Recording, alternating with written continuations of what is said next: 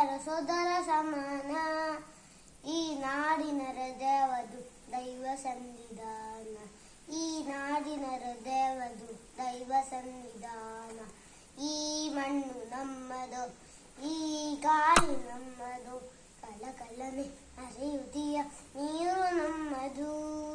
ಕಣಕಣಗಳು ಭಾರತೀಯ ರಕ್ತ ನಮ್ಮದು.